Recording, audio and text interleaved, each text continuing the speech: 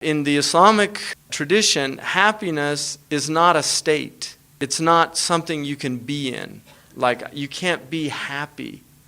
You can feel happy, but you can't be happy at any point in your life. That happiness is the sum total of your life. It's the result of your life. Whether you lived a happy life or whether you lived a miserable life. And that's based on what you did in your life. According to the Greeks, it was about virtue, living what they called arete, which was a life of excellence. The word they use for it means the same as ihsan. Raghib al-Isfahani and Imam al-Ghazali said that happiness is, and Imam al-Ghazali is heavily influenced by Raghib, so it's probably better to say Raghib al-Isfahani. Raghib al-Isfahani, who was a great ethicist, he was a mufassir, he was many things. He was one of these great ulama of Islam. But he said that the whole purpose of life is happiness. There's no other purpose. The purpose of life is sa'ada. And sa'ada, happiness, unlike anything else in life, is an end, not a means. Everything else is a means. If you ask people what they want, average people that haven't thought about things deeply, if you just say, what do you want out of life? Well, I want to have a family. I want to be successful. I want to get a degree. I want to make lots of money. Whatever. They give you lots of different reasons. But if you ask people, and then you begin to probe that, why do you want money? Well, it enables me to be free. I can do things that you can't do without money. Why do you want to be able to do things? And if you keep probing, the end result is always happiness. Because they want to be happy. They want to be in a state of contentment. So that is the essence of what humans are out for. But most people don't know it. And then they don't understand the difference between real and apparent goods. Like people think that fame is a good in itself. So there's all these people that want to be famous. They want to be known. Or they think that stature is a thing that it's good to have. Or they think money. I want money because money gives me power. Money gives me...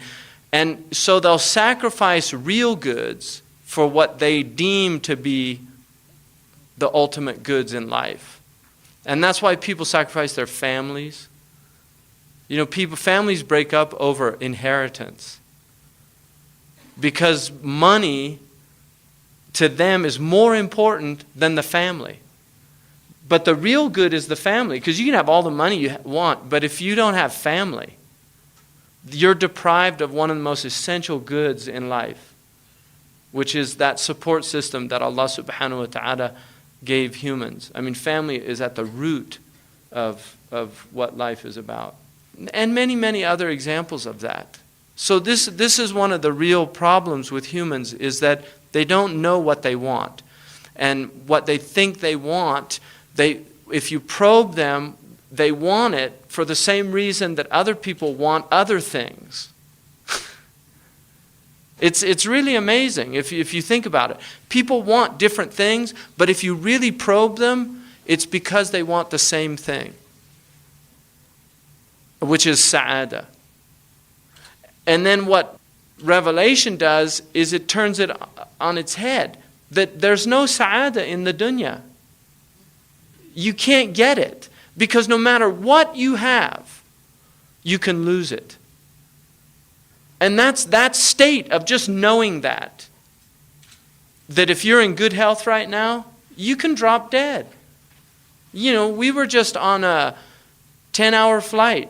You can get a DVT, right? You get venous stasis, you're sitting in this ridiculous tube, with this noise level that's unbelievable. Shh. I'm still hearing it, it's just, I'm like on a permanent 30,000 feet above state because I've been flying so much lately. So you just hear that kind of shh in the background.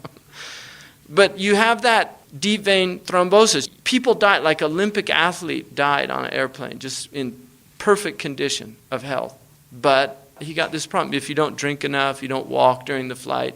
But even if you do that, you can still get the problem. You take the precautions. But Imam Ali radiallahu anhu in a tradition said, and this is called marfu', even though it has hukm al-rafa'.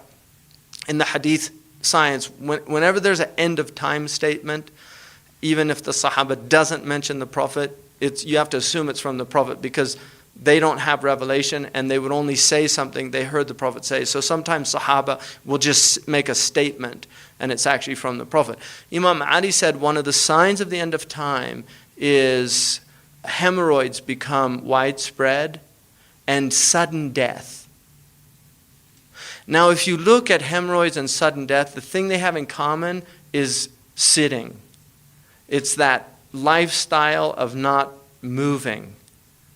Which is how heart disease, that's how heart disease, people get heart disease from sedentary lifestyle. So really what he was saying was one of the signs of the end of time is sedentary lifestyle. But he was looking at the effects of sedentary lifestyle because that's more important. Had he said one of the signs of the end of time is people are going to sit around all the time and they won't move anymore. Okay, what's wrong with that? But what he said was they're going to get hemorrhoids, which is one of the worst conditions to have just as a condition because it's so uncomfortable. People can't even sit down. And the most comfortable thing from lying down is sitting down.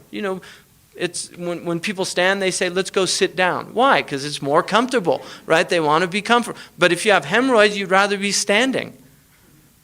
So that's a sign of the end of time. And then sudden death, like DVTs, heart attacks, all these type things.